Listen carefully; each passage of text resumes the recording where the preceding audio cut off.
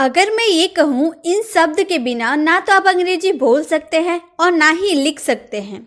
दुनिया का कोई सा भी वाक्य आप क्यों ना बना ले, छोटा हो या बड़ा हो, आप इन शब्दों के बिना नहीं बोल सकते। तो क्या आप मेरी बातों पे भरोसा करेंगे?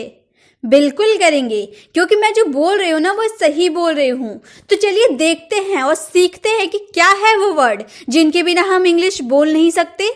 तो आप धैर्य रखकर बस इन शब्द को आप बारीकी से समझिए और देखिए, मैं आपको एग्जाम्पल्स के साथ इन शब्दों को करवाऊंगी और इनके नियम भी बताऊंगी, जो ये नियम ना रामबाण नियम है। तो चलिए देखते हैं। सबसे पहले है इज। इज का मतलब क्या होता है? मैंने यहाँ पर उच्चारण लिख रखा है। अब आप बताइए, मैंने उच्चारण इसका लिख दिया तो ये सीखना आपके लिए आसान हो गया या नहीं?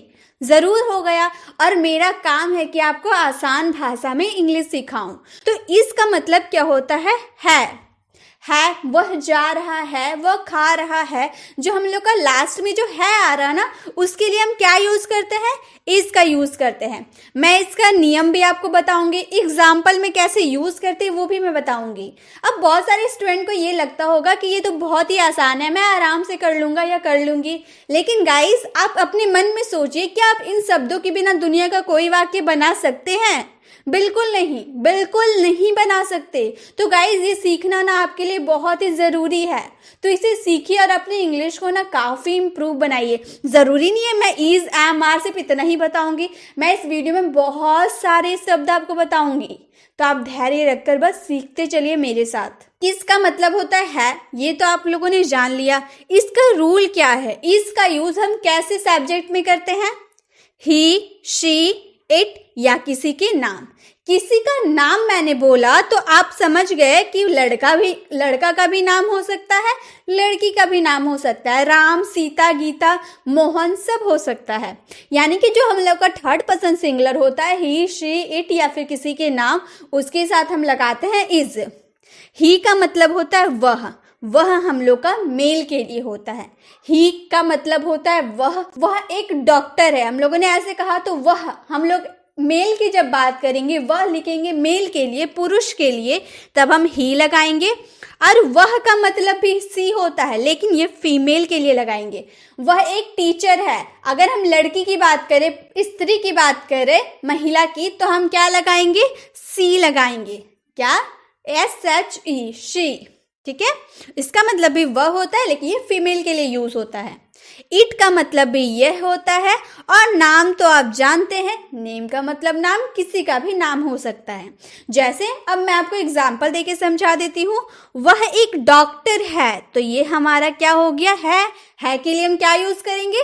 इज यूज करेंगे। मैंने यहाँ पर हिंदी वाले सेंटेंस को इंग्लिश में लिख रखा है, ताकि जो स्टूडेंट हिंदी नहीं जानते हैं वो इंग्लिश को पढ़ के समझ सकते हैं।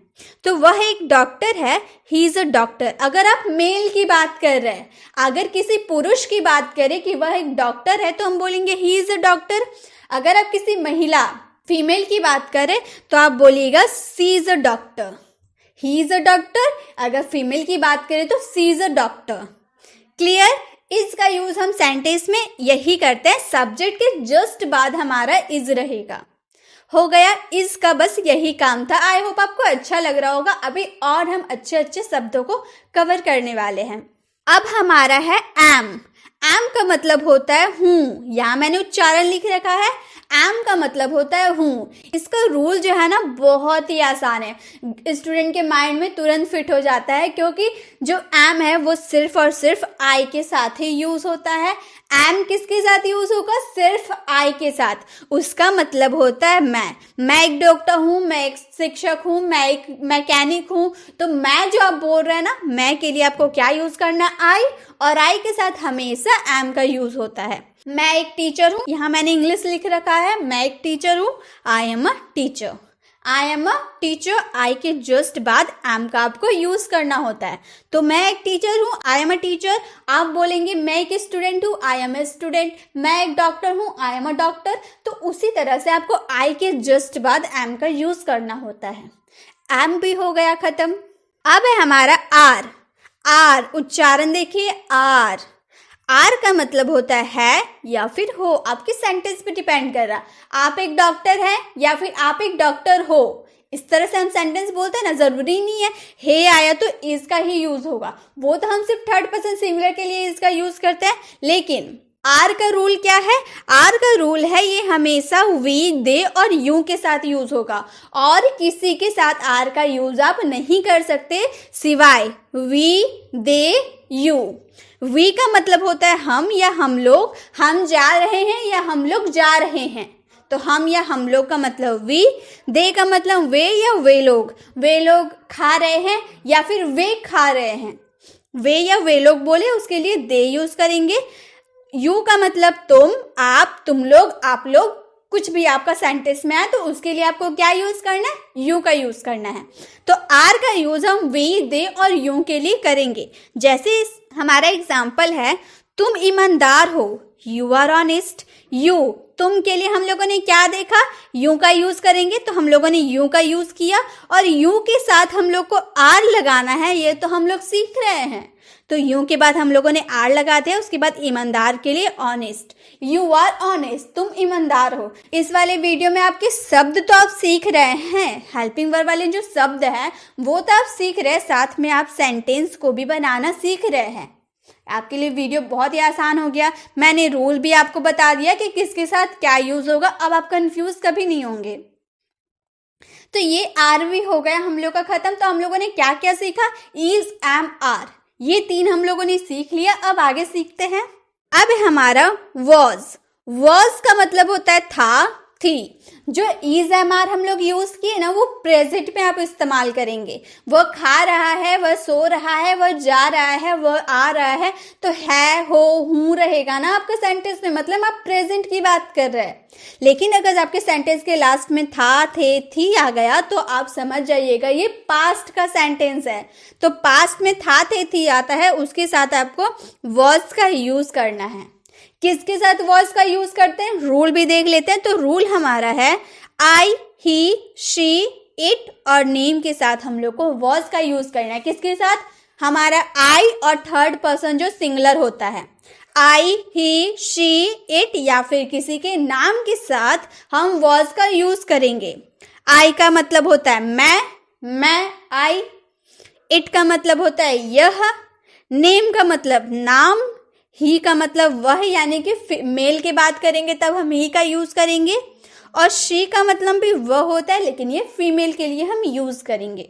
रोहन बीमार था, हम लोग यहाँ था बोल रहे हैं ना, यानी कि हम पास्ट की बात कर रहे हैं। रोहन बीमार था, रोहन वॉज सिक। नेम है ना, ये एक तरह से नाम है, तो रोहन हम लोग नाम लिख दिए, और नाम के बाद हम लोग को वॉज का यूज करना था, वॉज का यूज कर दिए उसके बीमार के लिए सिक। रोहन वॉज सिक, रोहन बीमार था, रोहन वॉज सिक, तो वॉज का यूज बस इतना ही था। नियम, आप सबके नियम को याद कर लीजिए, क्योंकि मैं जो नियम बता रही हूँ ना, इसी नियम पे बेस्ड आपको कोई भी सेंटेंस को बनाना होता है। अब हम लोगों ने वॉज को सीखा, तो वर को तो सीखना पड़ेगा। वर, WERE, वर मतलब दूल्हा वाला वर नहीं, वर WERE वाला हेल्पिंग वर्ब वाला वर। वर का मतलब होता है थे। आप जा रहे थे, तुम आ रहे थे, तुम खा रहे थे, तो थे आएगा, तो हमको क्या यूज करना है? वर का यूज करना है। रूल इसका क्या है? वी, दे और यू के साथ वर का यूज करना है। आप एक आसान तरीका मैं बताती हूँ। आप वर्ड्स में क्या क्या लगाए थे? आई, थर्ड पर्सन सिंगुलर, यानी कि आई, शी, इट या फिर किसी के नाम के साथ वॉज लगाए थे।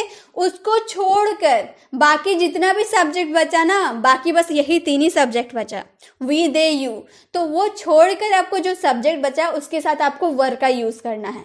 ये हुआ आसान तरीका, आप इस तरह से माइंड में फिट कर सकते हैं। दे का मतलब वे लोग हम लोगों ने देखा। यू का मतलब तुम, आप, तुम लोग, आप लोग। वी का मतलब हम या हम लोग।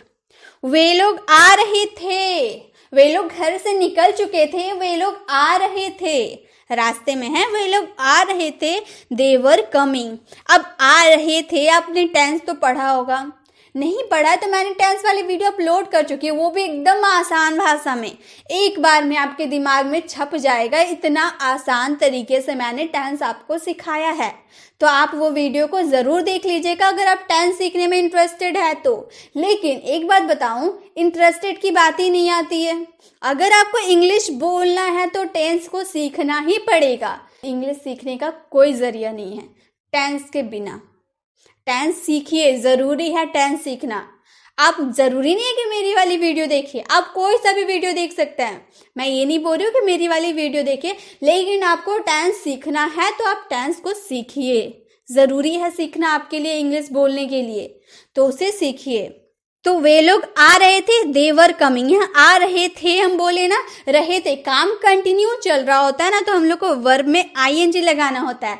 कम हम लोग का एक वर्ब होता है, उसमें हम लोगों ने आईएनजी लगा दिया। दे वर कमिंग, वे लोग आ रहे थे। आप ये ऐसे नहीं समझोगे, लेकिन जब टेंस सीख जाओगे ना तो ये झट से ये सेंटेंस को आप समझ सकते हो। वर का यूज हम लोगों ने देख लिया, वॉज का भी यूज हम लोगों ने देख लिया। अब आगे देखते हैं। अब है हम लोग का विल। विल का मतलब गागेगी। अब आप सोचिए गागेगी क्या है। जैसे आप सेंटेंस बोलते हैं ना, वह जाएगा, गा, वह जाएगी, गी, वह जाएंगे, गे, तो गागेगी आया ना। तो उस तरह से हमें पहचानना होता है। तो जिसके लास्ट में गागेगी आता है ना, उसमें हम लोग को क्या लगाना होता है, WILL, विल। रूल है इसका, I, you, we, they, he, she, it या फिर किसी के नाम। इन शॉर्ट सभी सब्जेक्ट के साथ आप विल का यूज करते हैं, ठीक है। सभी सब्जेक्ट, जितने सब्जेक्ट होते हैं ना, सभी के साथ आपको विल का यूज करना होता है। आई का मतलब मैं, वी का मतलब हम, दे का मतलब वे लोग, यू का मतलब तुम, आप, तुम लोग, आप लोग, ही का मतलब वह, यह मेल के लिए, सी का मतलब वह, फीमेल के लिए, इट का मतलब यह, और नेम का मतलब नाम, ये तो आप जानते हैं। हम जाएंगे, गे आ रहा ना, हम जाएंगे, हम के लिए क्या लगाएंगे, हम लोग रहेगा तो हम लोग वी लगाएंगे, तो वी लगा दिए। वी के बाद हम लोग को हेल्पिंग वर्ब जो हम लोग सीख रहे हैं जिसके बारे में, विल लगाना होता है। उसके बाद जाने के लिए गो, वी विल गो, हम जाएंगे, वी विल गो, हम जाएंगे, वी विल ईट, हम खाएंगे, वी विल कम, हम आएंगे। तो इस तरह से एक सेंटेंस को लेकर आप बहुत सारे सेंटेंस लिख, कॉपी कलम अभी निकालिए। मैं एक सेंटेंस बोल रही हूँ ना, आप इसके बहुत सारे सेंटेंस अपने से बनाइए, और इसे मैंने एक एग्जाम्पल दिया ना, ये एग्जाम्पल आप कॉपी में उतार लीजिए। फिर इससे रिलेटेड 10-15 सेंटेंसेस को आप लिखिए हिंदी में, फिर उसे ट्रांसलेट कीजिए।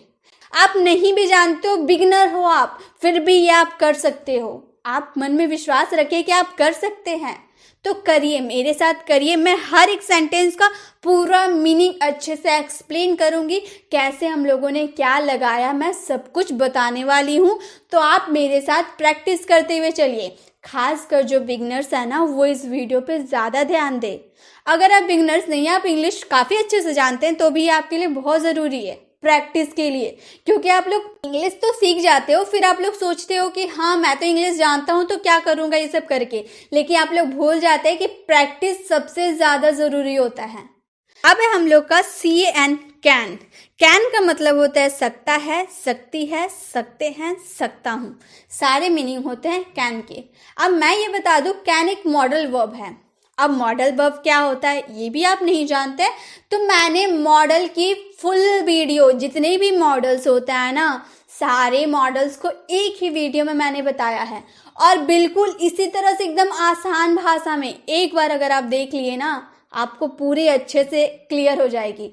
मॉडल्स के बारे में A to Z आप क्लियर हो जाएगी आपकी। तो उस वीडियो को आप ज़रूर देखिएगा, आपको अगर आसान भाषा में सीखना है तो कैन का मतलब हम लोगों ने क्या सीखा, सकता है, सकती है, सकते हैं या सकता हूँ। ये हमेशा प्रेजेंट के लिए यूज होता है, ये मैंने आपको बता दिया।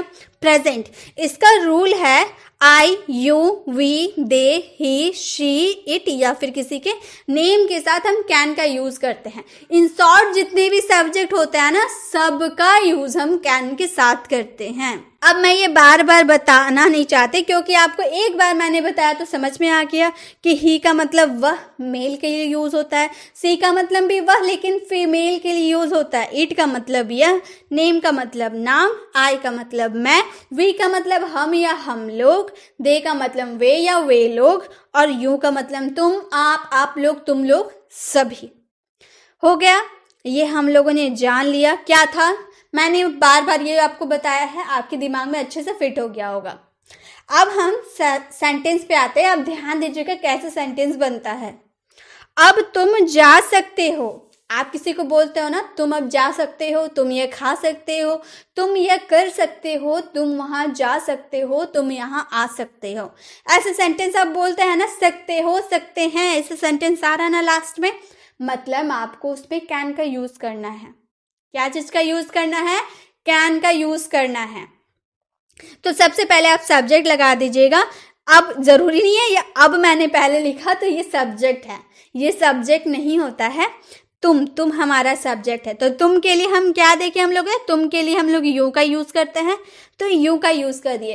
और सब्जेक्ट के जस्ट बाद हम लोग को हेल्पिंग वर्ब, ये जो कैन है ना, ये मॉडल हेल्पिंग वर्ब है, ये हेल्पिंग वर्ब के रूप में काम करता है। तो यू के बाद हम लोगों ने अपनी हेल्पिंग वर्ब लगाई, model helping verb you can, जाने के लिए गो, और ये जो अब हम लोगों ने स्टार्टिंग में लगाया ना, now, you can go now, तुम आज जा सकते हो। अब अपनी कॉपी में सेंटेंस लिखिए, तुम यह खा सकते हो, तुम यह कर सकते हो, तुम वहां आ सकते हो, तुम मुझसे बात कर सकते हो। ऐसे और भी अपने से सेंटेंस बनाइए और इसे इंग्लिश में ट्रांसलेट कीजिए। नेक्स्ट है हमारा कुड। कुड, COULD, कुल्ड नहीं, कुड। कुड, एल हम लोग का ये साइलेंट हो जाता है, तो कुड, कुड का मतलब सका, सकी, सके, पाया, पाई या पाए। जैसे वह कर सका या कर पाया, मतलब आप यह काम कर सके या आप ये काम कर पाए। तो सके या पाए आपकी सेंटेंस में रहा, तो आपको क्या यूज करना है? कुड का यूज करना है। रूल है, सभी सब्जेक्ट के साथ कुड का यूज कर सकते हैं। I, you, we, they, he, she, it, या फिर किसी के नाम के साथ हम सभी सब्जेक्ट के साथ कुड का यूज कर सकते हैं। ये तो मैंने बहुत बार आपको बताया, आपको अब बताने की जरूरत नहीं है, आपको समझ में आ गया होगा। सेंटेंस है हमारा, मैं वहां नहीं जा पाया। आप किसी से पूछते हैं कि भाई तुम वहां गए थे, तो वो बोला मैं वहां नहीं जा पाया, या फिर मैं वहां नहीं जा सका। दोनों टाइप में आप सेंटेंस बोलते हैं ना, तो दोनों को एक ही तरीके से बनाते हैं। You could not, I could not go there. अब आई, मैं के लिए आई, ये तो आप जानते हैं कि आई हम लोग मैं के लिए यूज करते हैं, तो आई हम लोगों ने यूज किया। उसके बाद सका और पाया हम बोल रहे हैं ना, तो हमारा हेल्पिंग वर्ब क्या लगेगा? कुड। कुड लगाया, और यहाँ हम लोगों ने नेगेटिव बात की थी, नहीं की बात की थी ना, तो यहाँ नॉट लगाएंगे, कुड के जस्ट बाद नॉट का। उसके बाद जाने के लिए गो, और वहां के लिए there. I could not go there, मैं वहां नहीं जा पाया। अब आप सेंटेंस लिखते जाओ, मैं वह नहीं कर पाया, मैं यहाँ नहीं आ सका, मैं स्कूल नहीं जा पाया, मैंने यह काम नहीं कर पाया। इस सब का ट्रांसलेट कीजिए अपने कॉपी में, और अपनी इंग्लिश को ना फटाफट सुधारिए। जो आप नहीं जानते हैं उसे आप तुरंत सीख डालिए। आप पहले क्वेश्चन लिख लीजिए, फिर वीडियो आप पूरा देख लीजिएगा, उस आराम से इसका ट्रांसलेट कीजिएगा, और आपको जो क्वेश्चन नहीं समझ में आएगा आप मुझसे कमेंट बॉक्स में पूछ सकते हैं। अब है हमारा हैव। हैव, HAVE, हैव का मतलब होता है पास है। ये मेन वर्ब यानी कि मुख्य क्रिया के रूप में भी यूज होता है। आप चुके हैं, चुके हो, हेल्पिंग वर्ब यानी कि सहायक क्रिया के रूप में भी काम होता है। अब अगर आप बिगिनर्स होंगे तो आप कंफ्यूज होते होंगे मेन वर्ब और हेल्पिंग वर्ब क्या है, मेन वर्ब कैसे आएगा, कैसे सेंटेंसेस में आएगा, और हेल्पिंग वर्ब कैसे आएगा, ये दोनों मैं आपको समझाऊंगी, दोनों समझाऊंगी। पहले इसके रूल को देख लेते हैं। इसका रूल है आई, यू, वी, दे, सिर्फ 4 के साथ लगेगा। किसके किसके साथ? I, you, we, they, I, you, we, they. आप बोलिए, आपको याद हो जाएगा। किसके साथ लगेगा? हैव के साथ। इसका हिंदी क्या होता है मैंने आपको बता दिया, आपको समझ में आया होगा। जैसे मेरे पास एक कार है, मेरे पास एक कार है। अब यहाँ पे आपका कोई काम हो रहा है, कोई काम नहीं हो रहा है, आपने सिर्फ इतना बोला मेरे पास कार है। जब कोई आपका सेंटेंस में अगर कोई काम नहीं होता है तो हैव का यूज आप मेन वर्ब के रूप में करते हैं, लेकिन अगर आपके सेंटेंस में काम हो रहा है तो हैव का यूज आप हेल्पिंग वर्ब के रूप में करते हैं। मैं जा चुका हूँ मतलब मेरे जाने का काम हो रहा है ना, तो यहाँ पर हम लोग को हेल्पिंग वर्ब के रूप में हैव का यूज करना है। ये तरीका है एक पहचानने का। दूसरा तरीका मैंने क्या हिंदी बोला, पास है। मेरे पास एक कार है, पास है। पास है के लिए हम लोग क्या यूज करेंगे, हैव का यूज करेंगे। और चुके हैं, चुका हो, चुकी है, जो भी रहे उसके साथ चुका, चुका है ना हम लोग का लास्ट में, जब ऐसे आएगा तो हम लोग को हैव का यूज हेल्पिंग वर्ब के रूप में करना है। क्लियर? तो जैसे मेरे पास एक कार है, I have a car, I have a car, I के बाद हम लोगों ने हेल्पिंग वर्ब का यूज किया, और एक कार के लिए अ car. I have a car, I have a car नहीं बोलिएगा, आई हैव अ कार, ए को हम लोग अ पढ़ते हैं। आई हैव अ कार, मेरे पास एक कार है। मैं जा चुका हूँ, आई हैव गॉन, मेरे जाने का काम ना खत्म हो चुका है। ये भी टेंस है, जो आप टेंस सीखोगे ना तो आपको समझ में आएगा। तो यहाँ जब आपका कोई काम खत्म हो चुका रहता है तो यहाँ वर्ब का थर्ड फॉर्म आप यूज करते हैं। आई हैव गॉन, मैं जा चुका हूँ, आई हैव गॉन। ये हो गया हैव। आपको समझ में आया होगा। आप इसी तरह के सेंटेंस आप खुद से बना सकते हैं। अब है हेज।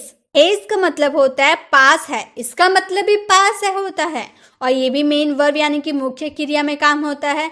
इसका हिंदी चुका है, चुकी है ही होता है, और हेल्पिंग वर्ब के रूप यानी कि सहायक क्रिया के रूप में भी काम होता है। तो कैसे पहचाने कि हैज का यूज करना या हैव?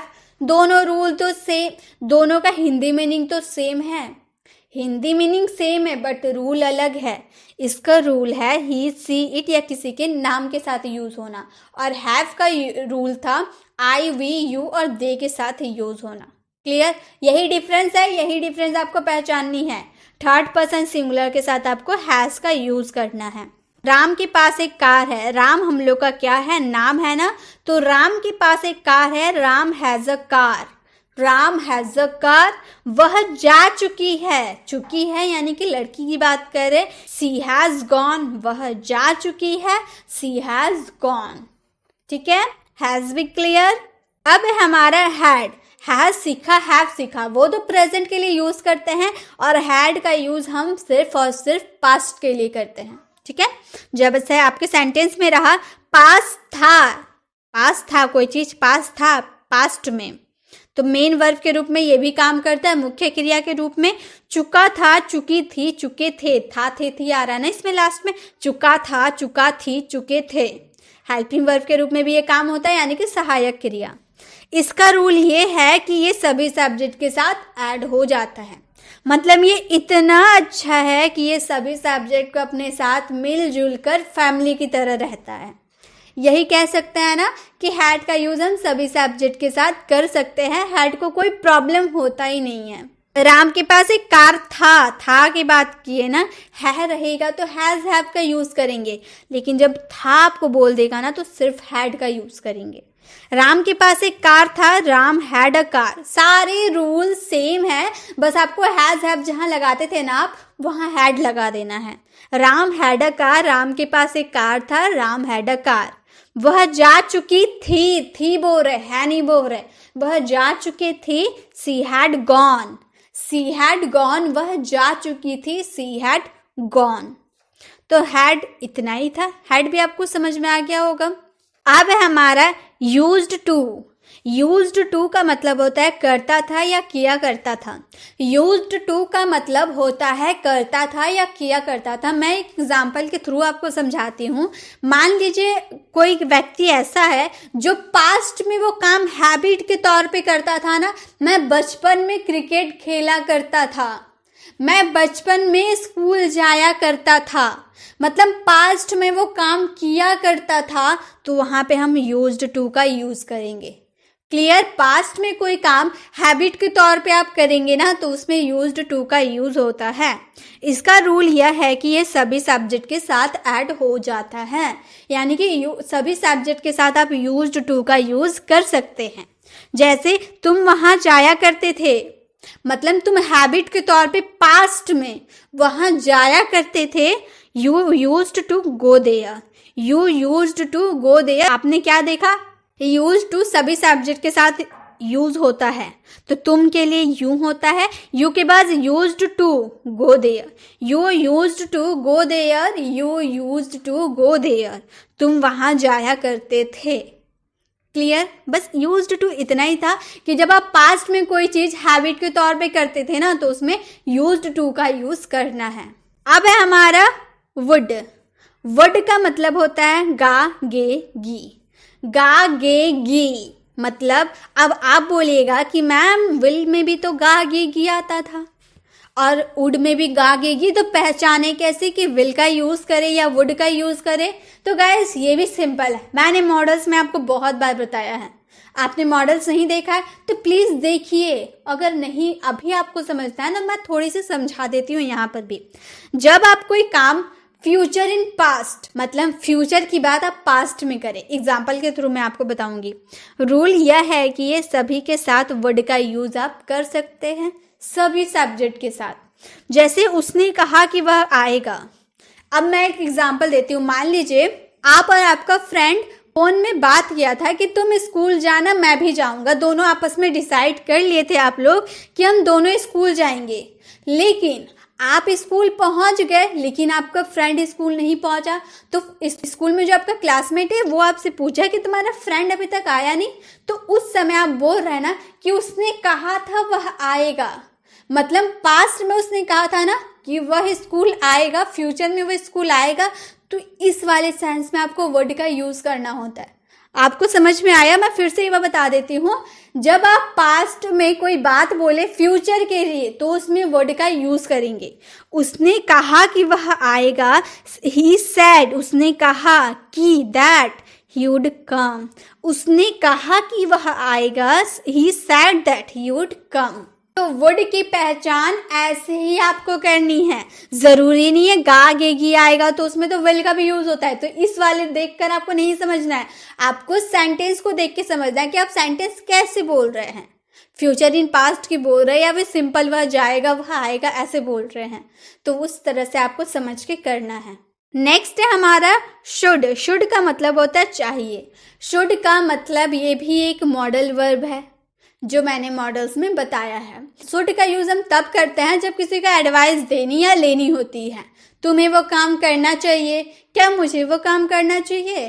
तुम्हें स्कूल जाना चाहिए, क्या मुझे ये कलम खरीदनी चाहिए? तो एडवाइस देने या लेने के लिए आप क्या यूज करेंगे? शुड का यूज करेंगे। ठीक है, ये भी सारे सब्जेक्ट के साथ ऐड हो जाता है, मतलब शुड का यूज आप सभी सब्जेक्ट के साथ कर सकते हैं। तुम्हें करना चाहिए, आप एडवाइस दे रहे हैं ना किसी को कि तुम्हें करना चाहिए, यू शुड डू। तुम्हें करना चाहिए, यू शुड डू। तो एडवाइस देने या फिर लेने के लिए आपको क्या यूज करना है? शुड। तो आप सेंटेंस लिखिए कॉपी में, तुम्हें पढ़ना चाहिए, आपको ये वीडियो देखना चाहिए, आपको इससे सीखना चाहिए। इस तरह के सेंटेंस आप अपने और भी बनाइए, क्योंकि आप डेली लाइफ में इस तरह के सेंटेंस बोलते होंगे चाहिए वाला एडवाइस देने या लेने के लिए। तो आप सेंटेंस खुद से ट्रांसलेट कीजिए, सेंटेंस बनाइए और मुझे कमेंट बॉक्स में इसका रिप्लाई ज़रूर कीजिए कि आपको समझ में आया है या नहीं। अब है हमारा मे। मे का मतलब होता है सकता हूँ, सकते हैं, सकते हैं, सकते हैं। अब आप बोलेंगे मैम कैन में भी तो आपने यही हिंदी मीनिंग बताया, तो हम कैसे पहचाने कि कैन का यूज़ करें या मे का यूज़ करें? दोनों में तो कंफ्यूजन होगी, तो ज़रूर बिल्कुल कंफ्यूजन होगी, लेकिन अगर आप मेरी बातों को ध्यान से सुनते हैं तो बिल्कुल कंफ्यूजन नहीं होगी। क्या? इसका रूल पहले देख लेते हैं। ये सभी सब्जेक्ट के साथ लगता है, सभी subject, I, you, we, they, he, she, it या किसी के नाम के साथ भी मे का यूज आप कर सकते हैं। जैसे मैंने कहा तुम अब जा सकते हो। अगर आप 100% पॉसिबिलिटी में बोले ना कि तुम अब जा सकते हो, तुम्हारा काम खत्म हो चुका है, तुम अब जा सकते हो, तो आप बोलिएगा यू कैन गो नाउ। अगर 100% पॉसिबिलिटी बोले, क्या संभावना कि वह जा ही सकता है, संभावना ज़्यादा होना, तो कैन का यूज़ कीजिएगा। मे का यूज़ हम ना 50% की पॉसिबिलिटी, संभावना की बात करते हैं, मतलब बॉस ने नहीं बोला कि तुम अब जा सकते हो।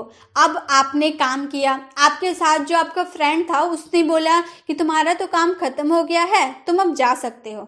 अब आप कंफर्म नहीं है कि बॉस आपको जाने देंगे या नहीं, आपका बस दोस्त बोला कि अब तुम अब जा सकते हो। तो जब पॉसिबिलिटी कम रहेगी ना, 50% की रहेगी, तो आप मे का यूज़ कीजिएगा।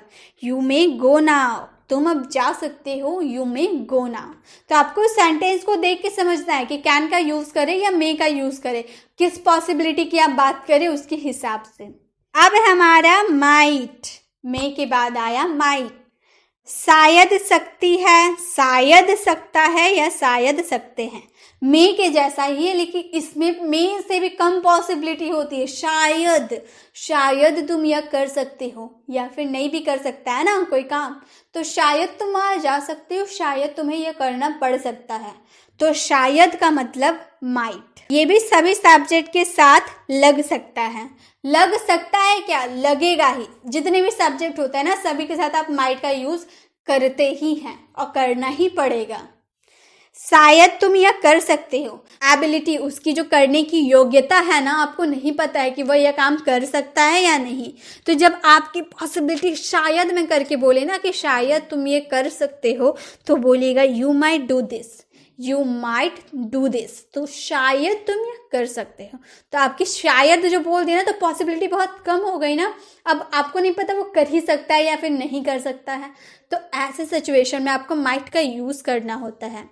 अब है हमारा मस्ट। मस्ट मैंने कहा तो आपको जरूर समझ में आ रहा होगा। मस्ट यानी कि तो जरूर, या फिर अवश्य। तुम्हें अवश्य यह करना चाहिए या फिर तुम्हें जरूर ये करना चाहिए। सिर्फ चाहिए हम बोलते हैं तो शुड का यूज करते हैं, लेकिन जरूर चाहिए जब बोल देते हैं ना, अवश्य चाहिए जब बोल देते हैं, तो उसमें मस्ट का ही यूज करना होता है। इसको भी आप सभी सब्जेक्ट के साथ लगा सकते हैं। अगर आपको बोलना हो तुम्हें अवश्य यह करना चाहिए, ये करने से ना तुम्हारा ही अच्छा है, तो ये तुम्हें जरूर करना चाहिए, यू मस्ट डू इट। जब एकदम जरूर आपके सेंटेंस में आ जाना जरूर या अवश्य, तो आपको समझ ही जाना है कि उसमें मस्ट का यूज होगा। यू मस्ट डू इट, तुम्हें जरूर ये करना चाहिए। डिड, डिड का मतलब होता है क्या था, क्या थे, क्या थी, या फिर क्या, या क्या ये, क्या ये। अब ऐसा समझ में नहीं आ रहा ना, वह क्या करता था, वह क्या करती थी, वह कहाँ गए, वह कहाँ गया, ऐसे बोलते हैं ना, तो उसमें था, थे, या ये आ रहा है ना, तो वैसे सेंटेंस में आपको डिड का यूज करना है। ये आप सभी सब्जेक्ट के साथ यूज कर सकते हैं। डिड का आपको याद रखना है, DID, डिड, डिड का यूज आप सभी सब्जेक्ट के साथ कर सकते हैं। जैसे आपको बोलना हो क्या वह तुमसे बात करता था, और क्या हम लोगों ने बोला, क्या वह तुमसे बात करता था, did he talk to you, did he talk to you, क्या वह तुमसे बात करता था, did he talk to you. अब है डू। डू का मतलब क्या ता हूं, क्या ते हो, क्या ते हैं। मतलब जब डिड यूज किए ना, वो पास्ट के लिए यूज किए। जब प्रेजेंट के लिए आप यूज करेंगे ना, तो डू और डज का यूज करेंगे। तो पहले डू को देख लेते हैं, उसके बाद डज को देखेंगे। तो डू का मतलब ता हूं, प्रेजेंट में ता हूं, ते हैं या ते हो। ये यूज होता है आई, यू और वी और दे के साथ। सिर्फ 4 के साथ I, you, we, they, do का यूज करेंगे। क्या वे लोग तुमसे बात करते हैं, ते हैं, है ना। क्या वे लोग तुमसे बात करते हैं, do they talk to you, do they talk to you. क्या वे लोग तुमसे बात करते हैं, तो डू का यूज हम आई, यू, वी और दे के साथ ही करते हैं प्रेजेंट के लिए। अब है डज, जो मैंने बोला ये भी प्रेजेंट के लिए यूज होता है। क्या ता है, क्या ती ही, यही के लिए, लेकिन इसका रूल अलग है। ये ही, सी, इट और नेम के साथ यूज होता है। तो आप एक याद कर लीजिए, डू का यूज आई, वी, यू और दे के साथ होता है। उसको छोड़कर जितने भी सब्जेक्ट बचे उसके साथ डज का यूज करते हैं। क्या वह तुमसे बात करती है, लड़की की बात कर रहे हैं ना, क्या वह तुमसे बात करती है, does she talk to you. लड़की की बात करेंगे, फीमेल की, तो सी का यूज करेंगे ना। तो डज का पहले यूज करना होता है, क्योंकि हम क्या की बात करें, क्वेश्चन पूछ रहा है, इंट्रोगेटिव सेंटेंस है। तो does she talk to you, does she talk to you. अब देखिए WH word, what, when, where, why, who, whom, whose, how, which. इन सब के बारे में क्या मैं बताऊं, इन सब की अलग से मैंने वीडियो बना रखी है, उच्चारण के साथ और हिंदी मीनिंग एग्जाम्पल सभी के साथ इनकी वीडियो मैंने बना रखी है। आप ज़रूर देखिए WH फैमिली वर्ड्स, क्योंकि अगर आप इन वर्ड्स के बारे में नहीं जानते हैं तो आप कभी क्वेश्चन कर ही नहीं सकते। तो आप ज़रूर मेरी वीडियो देखिए, उससे आपको बहुत ज़्यादा फ़ायदा मिलेगा, उससे आपकी इंग्लिश बहुत ही इम्प्रूव हो सकती है। तो वीडियो ज़रूर देखिएगा। अब देखिए, इस वीडियो में हम लोगों ने इज, एम, आर, वॉज, वर के बारे में सीखा। Did, had, will, can, could, may, might, must के बारे में सीखा, जो सभी सब्जेक्ट के साथ यूज होता है। हैज, हैव, डू, डज के बारे में सीखा। आप यहाँ पर इसका स्क्रीनशॉट ले सकते हैं, किसके साथ क्या यूज होता है मैंने अच्छे से लिखा है। और WH वर्ड्स जो मैंने इस वीडियो में नहीं बताया, कि मैंने WH फैमिली वर्ड्स में इसको बारे में बहुत अच्छे से डिटेल में बताया है, अगर आप नहीं जानते तो देख लीजिए। और एक इन्फॉर्मेशन मैं इस वीडियो में दे सकती हूँ कि इनका यूज़ हम सभी सब्जेक्ट के साथ करते हैं। इसी के साथ हम लोगों ने बहुत सारे शब्द सीखे जो इंग्लिश बोलने और लिखने में हमारी बहुत ही ज़्यादा मदद करते हैं। इन शब्दों के बिना ना ही हम अंग्रेजी बोल सकते हैं और ना ही लिख सकते हैं। अब आप मुझे कमेंट बॉक्स में इसका रिप्लाई करें, क्या ये एक रामबाण नियम था? अगर था तो ज़रूर कमेंट करें कि हाँ मैम, ये रामबाण नियम है हमारे लिए। अगर आपको वीडियो अच्छी लगी तो वीडियो को लाइक ज़रूर करें, और ये वीडियो जो है ना, और उन लोगों तक ज़्यादा से ज़्यादा शेयर करें जो इंग्लिश सीखना स्टार्ट करें। उन लोगों के लिए वीडियो बहुत ही ज़रूरी है। पूरे शेयर कर दीजिए ताकि सभी के पास जाए और ये इन्फॉर्मेशन सभी को मिले, सभी को इंग्लिश सीखने में हेल्प मिले। अगर आप चैनल पर नए तो चैनल को सब्सक्राइब का बेल आइकन ज़रूर क्लिक कीजिएगा, ताकि जो मैं ऐसी वीडियो लाती रहूँ ना, आप तक नोटिफिकेशन मिलती रहे। मिलते हैं नेक्स्ट वीडियो में, तब तक के लिए कीप लर्निंग।